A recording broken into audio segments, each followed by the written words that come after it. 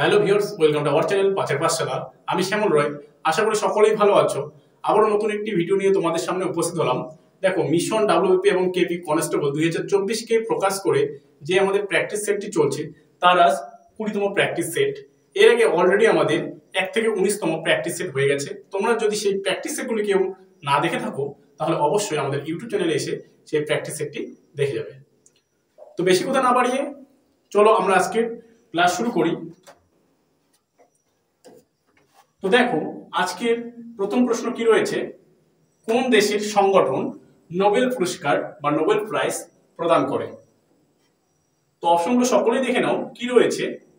England, Switzerland, Sweden, Denmark. তো কোন দেশের সংগঠন নোবেল প্রাইজ প্রদান করে? অপশন নাম্বার সি আমাদের সঠিক অ্যান্সার, সুইডেন। এছাড়াও কিছু গুরুত্বপূর্ণ কি পয়েন্টস রেখেছি আমরা, সেই কি পয়েন্টস গুলো দেখে নাও। দেখে নাও তোমরা কি রয়েছে আমাদের সেই কি পয়েন্টস গুলো। দেখো, এটি আলফ্রেড নোবেলের সম্মানে 1901 সালের 10ই ডিসেম্বর শুরু হয়েছিল, মানে নোবেল প্রাইজ দেওয়া শুরু হয়েছিল বা প্রদান করা শুরু হয়েছিল।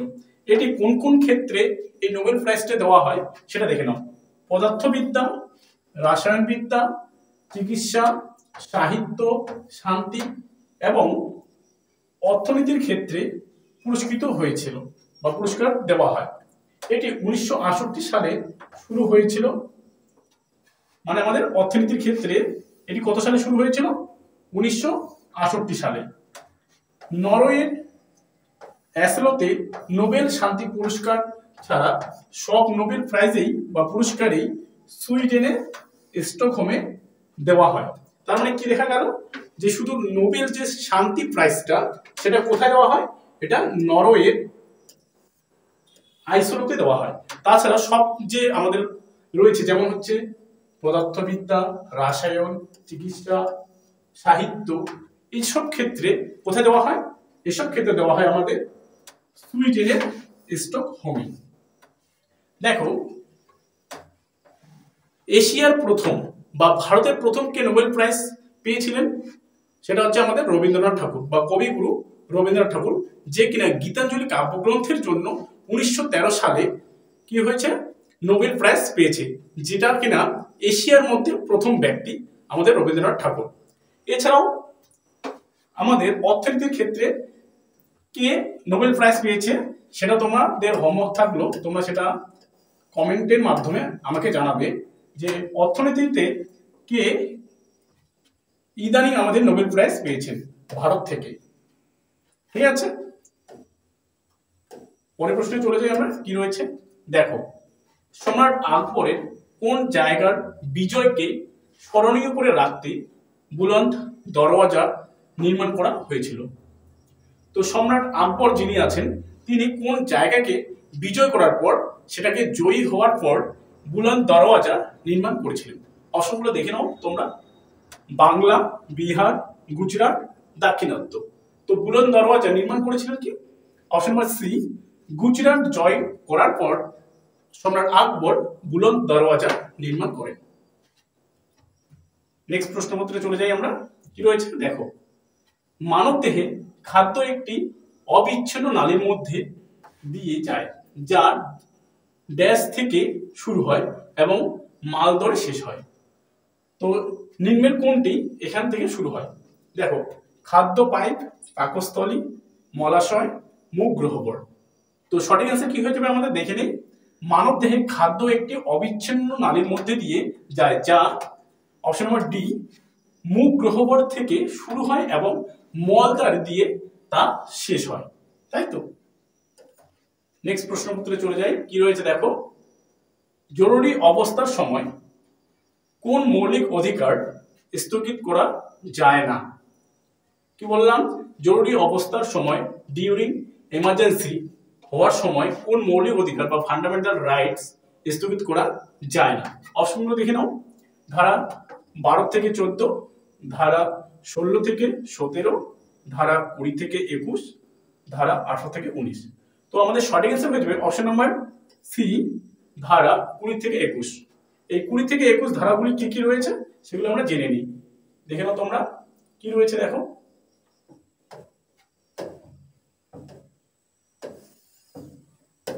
দেখো ধারা 20-তে কি বলা রয়েছে, যে কোনো ব্যক্তির বিরুদ্ধে একই অপরাধের জন্য একাধিকবার বিচার ও শাস্তি হবে না। ঠিক আছে, কি বলা হচ্ছে, যতই আমাদের এমার্জেন্সি হোক ভারতের মধ্যে, তো 20 নম্বর আমাদের কি রয়েছে, দেখো 20 নম্বর ধারায় রয়েছে যে কোনো ব্যক্তির বিরুদ্ধে একই অপরাধের জন্য তাকে একাধিকবার বা বারবার শাস্তি দেওয়া হবে না। তার মানে সেই অপরাধী যদি অপরাধ করে থাকে তাকে একবার মাত্রই আমরা শাস্তি দিতে পারবো, বারবার তাকে শাস্তি দিতে পারবো না। আর ধারা কি রয়েছে, ধারা 21-এ কি রয়েছে, দেখো, জীবন ও ব্যক্তিগত স্বাধীনতা সুরক্ষা তাকে দিতে হবে, তাই না। নেক্সট প্রশ্নে চলে যাই, কি রয়েছে দেখো, নিম্নবর্ণিত কোন মহাপুরুষের জন্মদিনে ন্যাশনাল ইউথ ডে উদ্যাপিত হয়। ন্যাশনাল ইউথ ডে উদ্যাপিত হয় নিম্নের কার জন্মদিনে। ওকে, অপশনগুলো সকলে দেখে নাও। কি রয়েছে, স্বামী বিবেকানন্দ, ক্ষুদিরাম বসু বা বোস, রাজা রামমোহন রায়, সুভাষ চন্দ্র বোস। তো অপশন নাম্বার এ আমাদের সঠিক অ্যান্সার। স্বামী বিবেকানন্দের জন্মদিনে আমরা ন্যাশনাল ইউথ ডে পালন করে থাকি। দেখো কিছু গুরুত্বপূর্ণ কি পয়েন্টস রয়েছে সেটা আমরা দেখে নিই।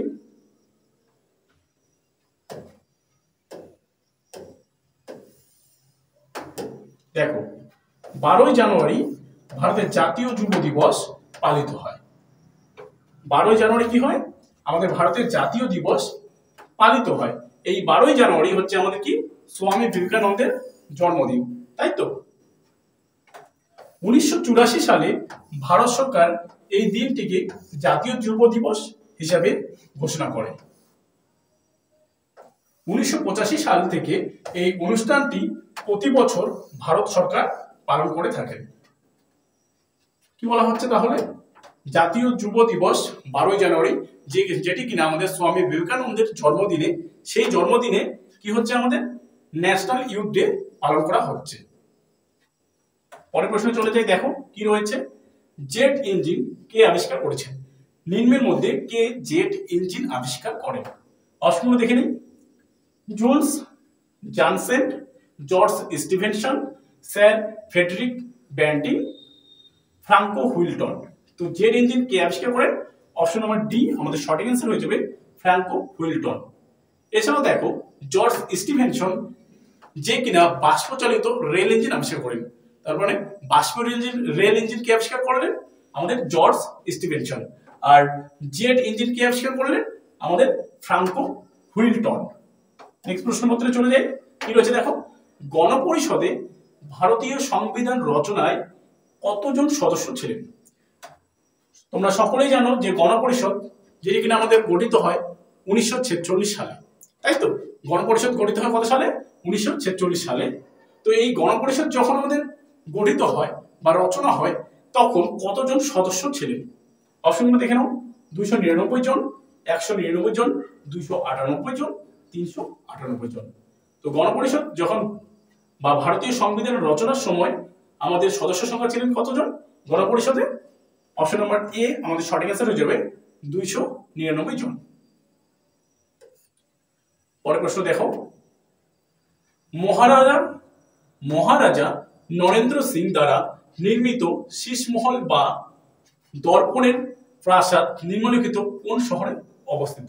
আরেকবার প্রশ্নটা দেখে নেই। কি রয়েছে, মহারাজা নরেন্দ্র সিং দ্বারা নির্মিত শীষমহল বা দর্পণের প্রাসাদ নিম্নলিখিত কোন শহরে অবস্থিত। অপশনগুলো দেখে নিই। অমৃতসর, জলন্ধর, পাতিয়ালা, আহমেদনগর। তো অপশন নাম্বার সি আমাদের সঠিক অ্যান্সার হয়ে যাবে। পাতিয়ালার মধ্যে মহারাজা নরেন্দ্র সিং দ্বারা নির্মিত শীষমহল ও দর্পণের প্রাসাদ রয়েছে পাতিয়ালার মধ্যে। পরের প্রশ্ন চলে যাই আমরা। কি রয়েছে দেখো, নিম্নের কোন স্তরে উচ্চতা বৃদ্ধির সঙ্গে সঙ্গে উষ্ণতা বেড়ে যায়। নিম্নের কোন স্তরে, আমরা জানি যে বায়ুমণ্ডলে বা পৃথিবীপৃষ্ঠের উপরে বায়ুমণ্ডলে আমাদের কয়টি স্তর রয়েছে, ছয়টি স্তর রয়েছে। এই ছয়টি স্তরের মধ্যে কোন স্তরে আমাদের উচ্চতা বৃদ্ধির সঙ্গে সঙ্গে উষ্ণতা বেড়ে যায়? তো অপশনগুলো দেখে নেই কি রয়েছে দেখো, ট্রপোস্ফিয়ার, স্ট্র্যাটোস্ফিয়ার, মেসোস্ফিয়ার, ম্যাগনেটোস্ফিয়ার, তাই তো? তো এখানে আমাদের সঠিক অ্যান্সার হয়ে যাবে যেটা অপশন নাম্বার বি, স্ট্র্যাটোস্ফিয়ার। এই স্ট্র্যাটোস্ফিয়ারে কি হয়, আমাদের উচ্চতা বৃদ্ধির সঙ্গে সঙ্গে আমাদের উষ্ণতা বেড়ে যায়। কি বললাম, উচ্চতা বৃদ্ধির সঙ্গে সঙ্গে এখানে উষ্ণতা বেড়ে যায়। এখানকার যে আবহাওয়া, এখানে মেঘলা আকাশ থাকে না, আকাশ সবসময় বা সর্বদাই পরিষ্কার থাকে, তাই এখানে জেট প্লেন চলাচল করে। এছাড়াও এই স্ট্র্যাটোস্ফিয়ারে আমাদের কি রয়েছে, আয়রন স্তর রয়েছে বা ওজোন স্তর রয়েছে। আর আমাদের ট্রপোস্ফিয়ারে কি রয়েছে, ট্রপোস্ফিয়ারে আমাদের উচ্চতা বৃদ্ধির সঙ্গে সঙ্গে উষ্ণতা হ্রাস পায়। যদি আমরা 1000 মিটার উচ্চতায় যাই তাহলে আমাদের 6.4% বা 4 ডিগ্রি সেলসিয়াস হারে আমাদের কি হবে, উষ্ণতা কমবে। আর আমাদের এই ট্রপোস্ফিয়ারে কি হয়, ঝড় বৃষ্টি বজ্রপাত সবকিছু আমাদের ট্রপোস্ফিয়ারে হবে এবং স্ট্র্যাটোস্ফিয়ার সবসময়ের জন্য পরিষ্কার থাকবে। ওকে, নেক্সট চলো কি রয়েছে দেখো, কার্পাস বা তুলোর চাষ প্রথম শুরু করে নিম্নের কোন সভ্যতার মানুষ? কি বললাম প্রশ্নটা আরেকবার দেখে নাও ভালো করে। কার্পাস বা তুলোর চাষ প্রথম শুরু করে নিম্নের কোন সভ্যতার মানুষ? অপশনগুলো দেখে নাও, হরপ্পা সভ্যতা, মেহেরগড় সভ্যতা, সিন্ধু সভ্যতা, বৈদিক সভ্যতা, তাই তো? তো এখানে আমাদের সঠিক অ্যান্সার হয়ে যাবে অপশন নাম্বার বি, মেহেরগড় সভ্যতা। দেখো মেহেরগড় সভ্যতা কে আবিষ্কার করেন? মেহেরগড় সভ্যতা আবিষ্কার করেন আমাদের জে-ফ্রাঁসোয়া জ্যারিস। কত সালে? 1974 সালে। 1974 সালে এই মেহেরগড় সভ্যতা আবিষ্কার করলেন কে? জে-ফ্রাঁসোয়া জ্যারিস। এই মেহেরগড় সভ্যতায় প্রথম কার্পাস বা তুলোর চাষ শুরু হয়েছিল। আর আমরা সকলে জানি হরপ্পা সভ্যতা বা সিন্ধু সভ্যতা ভারতের প্রথম শহর কেন্দ্রিক সভ্যতা। নেক্সট প্রশ্নপত্রে চলে যায়, কি রয়েছে দেখো, নিম্নলিখিত কোন সম্রাট বাংলার আকবর নামে পরিচিত ছিলেন? অপশনগুলো সকলে দেখে নাও, ফারুকশিয়ার, হুসেন শাহ, ইলিয়াস শাহ, হুমায়ুন শাহ। তো নিম্নের কে বাংলার আকবর নামে পরিচিত? অপশন নাম্বার বি আমাদের সঠিক অ্যান্সার হয়ে যাবে হুসেন শাহ, যে কিনা বাংলার আকবর নামে পরিচিত। পরের প্রশ্ন কি রয়েছে দেখো, ভারতের কোন রাজ্যে রাষ্ট্রপতি শাসন জারি করা যেতে পারে সংবিধানের কোন ধারা অনুসারে? অপশনগুলো দেখে নাও, 352 ধারা, 356 ধারা, 358 ধারা, 368 ধারা। তো কোন ধারা অনুসারে রাষ্ট্রপতি শাসন যে কোনো রাজ্যে হতে পারে? তো অপশন নাম্বার বি আমাদের সঠিক অ্যান্সার হয়ে যাবে 356 নং ধারা অনুসারে। তোমরা যারা আমাদের এই ভিডিওগুলি দেখছো বা তোমরা যারা কেউ আমাদের এই চ্যানেলে একবারে নতুন, তারা অবশ্যই আমাদের চ্যানেলটিকে সাবস্ক্রাইব করে পাশে থাকা বেল আইকনটি প্রেস করে দেবে। নেক্সট প্রশ্নে চলে যাই, কি রয়েছে দেখো, নিম্নে কোনটি পরিপাকের অন্তিম যৌগ হিসাবে অ্যামিনো অ্যাসিড? আরেকবার প্রশ্নটা দেখে নেই, কি রয়েছে দেখো, নিম্নে কোনটি পরিপাকের অন্তিম যৌগ হিসাবে যৌগ হিসাবে অ্যামিনো অ্যাসিড? অপশনগুলো দেখে নাও, প্রোটিন, স্নেহ পদার্থ, শর্করা, শ্বেতসার। তো আমাদের সঠিক অ্যান্সার হয়ে যাবে অপশন নাম্বার এ, প্রোটিন, যেটি কিনা পরিপাকের অন্তিম যৌগ হিসাবে অ্যামিনো অ্যাসিড রূপে পরিণত হয়। পরের প্রশ্ন চলে যাই, কি রয়েছে দেখো, ভারত তথা পৃথিবীর সর্বাধিক বৃষ্টিপাত যুক্ত স্থান নিম্নের কোনটি? এই যে নিচে যে আমাদের অপশনগুলো রয়েছে এখানকার মধ্যে কোনটি পৃথিবীর সর্বাধিক বৃষ্টিপাত যুক্ত স্থান? তোমরা সকলেই জানো, তো যারা জানো তারা অবশ্যই কমেন্টে লিখে ফেলো তোমরা। দেখো এখানে কি হয়ে যাবে, বক্সা, এদিকে ব্যাকেটে হয়ে যেত আমাদের ডুয়ার্স, মালাবার উপকূল, মৌসিনরাম, করমণ্ডল উপকূল। তো পৃথিবীর সর্বাধিক বৃষ্টিযুক্ত স্থান কোনটি? অপশন নাম্বার সি আমাদের সঠিক অ্যান্সার মৌসিনরাম, যেটি কিনা মেঘালয়ে অবস্থিত। মেঘালয় চেরাপুঞ্জিতে আমাদের মৌসিনরাম অবস্থিত, যেটি পৃথিবীর মধ্যে সর্বাধিক বৃষ্টিপাতযুক্ত এলাকা। এছাড়াও দেখো বক্সা, যেটা ডুয়ার্সের মধ্যে অবস্থিত, যেটা আমাদের পশ্চিমবঙ্গের সব থেকে বেশি বৃষ্টিপাতযুক্ত এলাকা হচ্ছে বক্সা ডুয়ার, যেটা হচ্ছে ডুয়ার্সে অবস্থিত। এছাড়া দেখো মালাবার উপকূল, এই মালাবার উপকূলে ভারতের প্রথম বৃষ্টিপাত ঘটে ভারতের মালাবার উপকূলে। এছাড়াও দেখো করমণ্ডল উপকূল, যেটি কিনা এই করমণ্ডল উপকূলে আমাদের কি বছরে দুবার বৃষ্টিপাত হয়, একবার আবর্তনের ফলে একবার প্রত্যাবর্তনের ফলে এই করমণ্ডল উপকূলে দুবার বৃষ্টিপাত হচ্ছে, তাই তো। নেক্সট প্রশ্ন দেখি কি রয়েছে। মেট্রোপলিটন ইনস্টিটিউশন প্রতিষ্ঠা করেন, মেট্রোপলিটন ইনস্টিটিউশন প্রতিষ্ঠা করেন নিম্নের কি, দেখে নাও। ওয়ারেন হেস্টিংস, প্রিন্স দ্বারকানাথ ঠাকুর, ডেভিড হেয়ার, ঈশ্বরচন্দ্র বিদ্যাসাগর। তো আমাদের সঠিক অ্যান্সার হয়ে যাবে option number D, Ishwarchandra Vidyasagar, যে কিনা মেট্রোপলিটন ইনস্টিটিউশন প্রতিষ্ঠা করেন। এছাড়াও কিছু গুরুত্বপূর্ণ কি পয়েন্টস রয়েছে দেখো।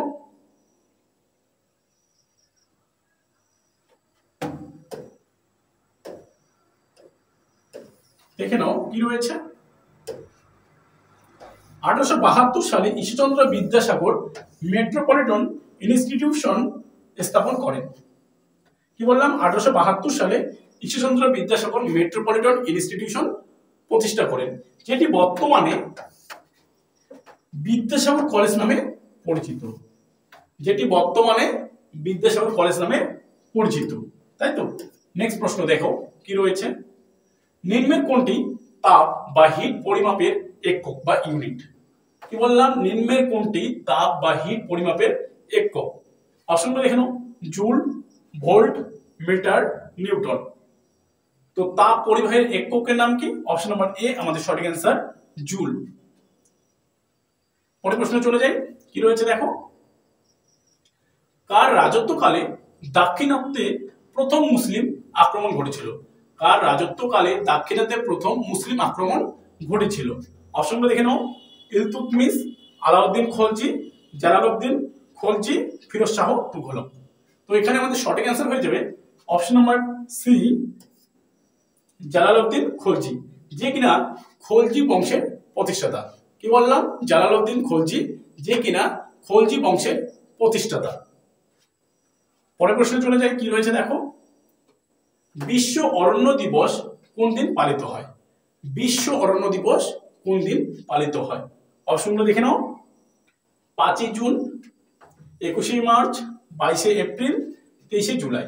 তো বিশ্ব অরণ্য দিবস কোন দিনটিতে পালিত হয়? অপশন নম্বর বি আমাদের সঠিক অ্যান্সার হয়ে যাবে 21 মার্চ। আর 5 জুন আমাদের কি হয়? বিশ্ব পরিবেশ দিবস। ওকে, নেক্সট প্রশ্নে চলে যাই আমরা। ইন্টারপোল এর সদর দপ্তরটি কোথায় অবস্থিত? ইন্টারপোল এর সদর দপ্তরটি কোথায় অবস্থিত? অপশনগুলো দেখে নেই, কি রয়েছে। Germany, England, Scotland, France. তো ইন্টারপোল এর সদর দপ্তর কোথায় অবস্থিত? দেখো, এটা ডাব্লিউপি লেডি কনস্টেবলস মেন্স 2018 সালের প্রশ্নপত্র এটি।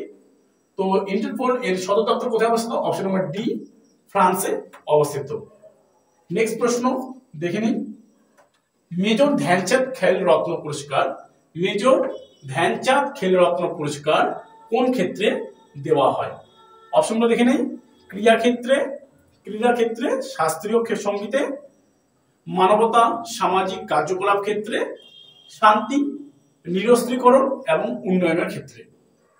তো কোনটির ক্ষেত্রে মেজর ধ্যানচাঁদ খেল রত্ন পুরস্কার দেওয়া হয়?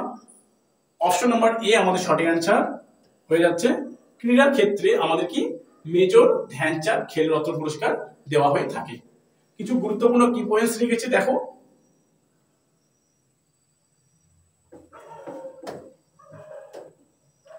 দেখে নাও তোমরা, কি রয়েছে দেখো। মেজর ধ্যানচাঁদ খেল রত্ন পুরস্কার, কি বললাম, মেজর ধ্যানচাঁদ খেল রত্ন পুরস্কার এর আগের নাম কি ছিল? রাজীব গান্ধী খেল রত্ন পুরস্কার। তো মেজর ধ্যানচাঁদ খেল রত্ন পুরস্কারের আগের নাম কি ছিল? রাজীব গান্ধী খেল রত্ন পুরস্কার। এটি ভারতের সর্বোচ্চ ক্রীড়া সম্মান। আমাদের যে বিভিন্ন খেলা হয় তার মধ্যে সব থেকে বড় বা উচ্চ পদে কি রয়েছে? এই হচ্ছে মেজর ধ্যানচাঁদ ক্রীড়া সম্মান, তাই তো। তারপরে পয়েন্টটা দেখে নাও, কি রয়েছে। ভারতের যুব বিষয়ক এবং ক্রীড়া মন্ত্রণালয় এই পুরস্কার দিয়ে থাকেন। তাহলে কে দেন এই পুরস্কারটি? ভারতের যুব বিষয়ক ও ক্রীড়া মন্ত্রণালয় এই পুরস্কারটি দিয়ে থাকে, তাই তো। তো দেখো, এই ছিল আমাদের 20টি খুবই গুরুত্বপূর্ণ প্রশ্নোত্তর। ভিডিওটি ভালো লাগলে অবশ্যই একটি লাইক করে বন্ধুদের মাঝে শেয়ার করো, এবং ভিডিওটি সম্পূর্ণ দেখার জন্য সকলকে অসংখ্য অসংখ্য ধন্যবাদ, এবং দেখা হচ্ছে নেক্সট ভিডিওতে।